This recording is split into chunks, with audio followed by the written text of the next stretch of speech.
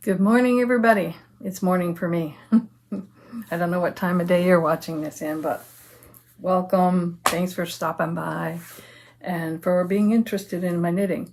Now, you might notice that I have a top on that I knit, and this is the one where I cut off the top portion and picked up the stitches and re-knit this top. So, and I did a boat neck style, and see how the boat neck style, like there's a natural kind of shaping that goes on. I didn't deliberately dip this in. I just knit straight across, and then when you sew up the shoulders, it does this sort of natural dipping. And I can tell you that the front was wider than the back, or is wider than the back. So when I go to sew up the shoulder seams, there is a bit more of a gap here, right? It looks sort of like this when you're knitting it. But then when the shoulder seams are done and everything is pulled nice on your body, it's just a natural dip. So I'll show you some close-ups of this. I'm using the I-cord edging as part of my cast off. So I did that over the shoulders and across the front where the lace is. And then when you sew it together, it actually creates a really neat sort of seam, as if you purposely knit this way. But all it is just the I-cord edging, and I sew it together, and that's how it shows up. I think that's really neat little effect. Interesting little thing that happened was when I picked up the stitches, you can see the line where I actually picked them up. I used a number 7 for the bottom and number 6 for the top. I had forgot that I used a 7 on the bottom. But effectively, it looks as if I purposely styled it that way, so it worked out. So knitting just with the basics has been working for me. And you know, I know I've put it out there and said, here's what you can do, but I'm still experimenting with things. I'm still learning. That was my goal in the last year and a half, was to learn new things in knitting and to become more expertise, let's say, for on my own level. I know some people have written in and said you're more of an intermediate knitter, and I'm like, no. I'm still a beginner. Why? Because I'm still learning things, and that's one of the great things of aging, is that you should never stop learning. So I do naturally have a love of learning. Any personality test I took revealed that, which it was kind of no surprise for me. But, okay, so I'm learning a lot of things, and one thing I learned this week was that this pattern, let me grab it, is not working. This one. Let me show you the back. Now, the reason it's not working is I knit it up once, and I'm actually taking it all apart now. I'm going to make something else out of it, don't know when. But I knit up the way you knit that pattern is you knit the front panel, and then you go and you knit each of the side pieces like this. You knit the front and the back panel. So there's 3 sections to the front, and the back. So you knit up this center panel, and then you pick up stitches along the side and you knit this way. Okay? So what I found was, when I knitted up the first time, and doing the panel was great, and I really enjoyed doing all the stitching, the lace work, and this is actually the top. You come up and shape around, and then you pick up the stitches and you knit this way. So I did all of that, front and back and shoulders and side seams all sewed up, and then I noticed that there was this big dip in the front left edge of the garment, and I'm like, I must have done something wrong. But I didn't do anything wrong. You can actually see how this sort of dips a little bit compared to the rest of it. What happens is that you are changing direction. You are knitting this way back and forth for the panel, but then you're knitting this way out for the side panels. And it changes the way the hemline falls. This is not a good example, but this is a part of the back. And the other thing I didn't like was that it was a variegated, gradually changing color. And I ended up with this big orange piece in the center, which I never liked.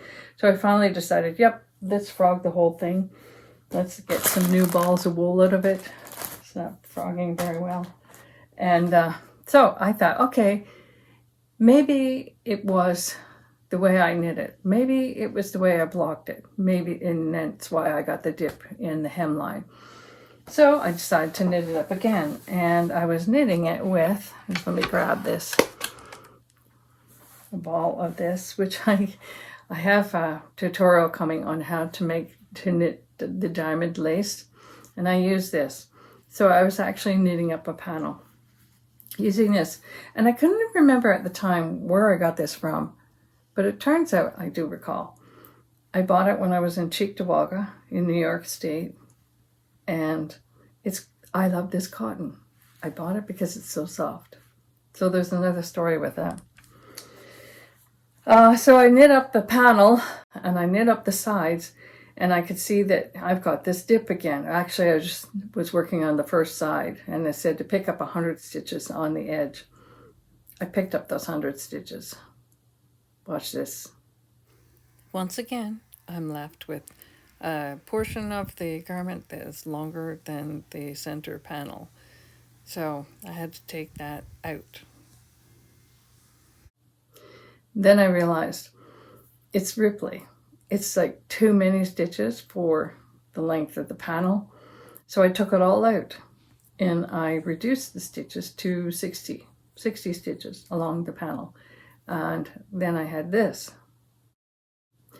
But then as I was going along and I was almost finished that first side panel, I realized I still have an irregularity in the hemline.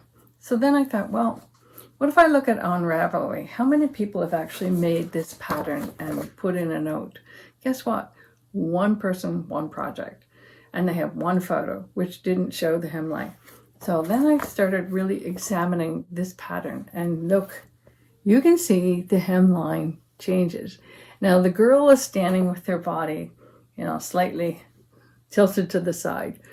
But even if you sort of made her straight up, you can see that the hemline goes down. And I said to myself, it's elementary. If you're knitting horizontally and then vertically, it's going to change the stretch in the yarn that you're using. So, you know what I do with this pattern? Rip it up. It was a free pattern for me at the wool shop. So, but I have a feeling, and I even went into their main site, and I don't think it's a widely popular pattern. So I would say, don't get it. That's just my comments. All right, so then I was knitting up a different top using this green sage. I love this cotton. And I had to tear all that out, frog that one, because, and it wasn't a complete garment, it was just a portion of the garment. I just did the Pope, the Catholic. I'm not Catholic, but I really respect them. Sorry, sideline. So what I did is I started separating this cotton, and because it's a 4-strand, and I separate it into a 2-strand. So let me see if we can compare here without me losing my balls of yarn here. So it goes from a 4 to a 2. See the difference there? There we go. It's subtle, but it's enough. And it takes a bit of patience, actually, probably a lot of patience. So let me just, to separate the yarn, let me just show you how I do this. I think I have a hair clip. I do. I use this hair clip. So watch what I do. So I take the 4 strands and I divide it in 2 and 2. Make sure I've got 2 strands here and 2 strands here. I don't have my reading glasses on. I could probably do that. Just helps out. Let me see, we've got 2 and 2. Okay, good, 2 and 2. Don't need them beyond that. And you just keep separating like this. Now what happens is eventually it starts knotting up on you. And it won't pull apart like that. So what I do is I will put a hair clip. Let's demonstrate this. I put a hair clip. Okay, so then the ball of wool is like that, or yarn. And I continue, and I try to keep each side, right and left side, keep them separated because they will knot up. And I just start spinning. You know, originally they have spun the yarn together. Now I am just separating it. And then when I get to a certain point, obviously it's going to stop. I just move my clip. I find these ones good because they're, you know, if you've ever used these in your hair, or a kid maybe, they're pretty cool. And I just move the clip along and continue on. So I have yet to do this ball of yarn, but I do have one complete one. And you know what? It's a great way to save money. I had two balls or 2 skeins of this I Love This cotton, and it means you double up the amount of yarn you have. So, and then after it's separated, you wind it up. Now somebody said, oh, it's separating the strands and they're no longer wound. And just through the process of winding, it does tend to stay a little bit wound up, twisted, let's say. So you do have to be careful when you're knitting, because it is possible to go through the strands, but that can happen on any kind of wool that you're knitting. So here it is. I'm knitting a new, this is going to be a tank top, and it's a lot thinner, of course, so it's going to be a lot lighter. I'm at the point where I'm slowly increasing to shape the armhole. And then later I'll pick up stitches up here and do the straps and continue on the back. And then once I get to a certain point, I can knit in around. I think in this case, I'm going to do 2 straight panels because I want just a garter stitch, which is just knitting all the way. And then I'll sew up the seams. But it's one thing I like about this, I love this cotton, is it's so soft. So that's how it's not about saving money, it's about getting the right weight. So this ends up being a DK weight, and it's working for me. And when I'm done that one, I'll show it to you. Now, what else have I got? Right, another top that I finished. Let me take a moment and I will change. So here I am. This is the other boat neck top. So, and you can see how there is this sort of natural shaping. And I must tell you that I have not finished the edging of this. I haven't blocked it yet. So that's why I had all these little strands and stuff left. I leave the strands, a bit of an extra long strand, just in case I have to take it out and redo it. It's easier to find that edge to take it out. But then this is, by the way, this is Pearl Soho's Picnic Cotton. I love it. I'm working on one other project with Picnic Soho Picnic Cotton, and that's this one. This is the last of my Picnic Cotton. I gotta wait until Trump gets out of power before he can get any more, because I'm assuming the next guy is going to take off the tariffs.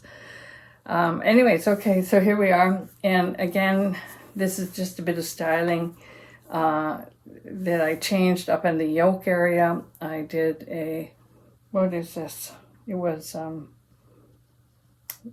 yarn forward, knit 2, yarn forward. That's the way it goes.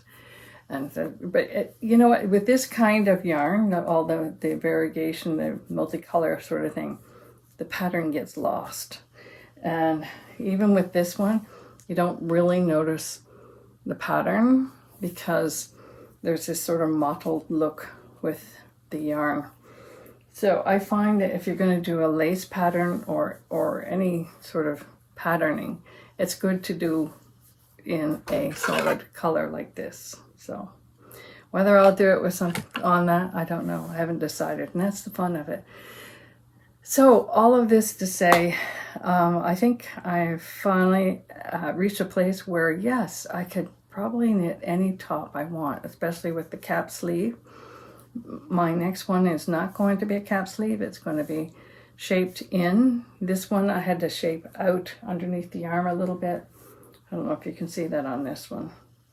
Not really, but I added a few stitches just to bring it out a bit on the side. So I just did a slight increase here. because you'd actually want a little bit more in the bust line, and that's why I have more stitches in the front than I do in the back, because the back you want it to lay flat on your back. And I haven't done the edgings on this yet, but I will finish that. But you know what, it's so comfortable, and to me that's the real test. When I'm knitting up something and I try it on, when it's really at the final finishing stages, if it's really comfortable, that's what really counts. So then I'm just thinking, what if it looks ugly but it feels comfortable? Well, wear it around the house then. Or whatever, be eccentric and wear it out. Right, so if you have any questions about, knitting a basic top, go to one of my previous videos. I am trying to make it fun, interesting, maybe inspiring, inspiring you to go ahead and create a top. You don't always have to have a pattern. And here's the thing, like my girlfriend, she quit knitting. It's sad for me. I've mourned that loss. She quit knitting because, she would follow the pattern. She was really good at reading patterns and following things. And then it wouldn't turn out. It wouldn't fit right. It wouldn't set right. The sleeves didn't fit or whatever, or she added sleeves. It just didn't turn out. And if she ever tried this one, it would really discourage her. So that's it for today. Cheers, everybody. Let me know what your knitting projects are. I'm always interested to hear what everybody else is doing, because this is a community for us to share, and I appreciate that. And I thank you for your time, your interest, and your suggestions and ideas. So if there's something you want me to knit up, let me know. Anyways, cheers.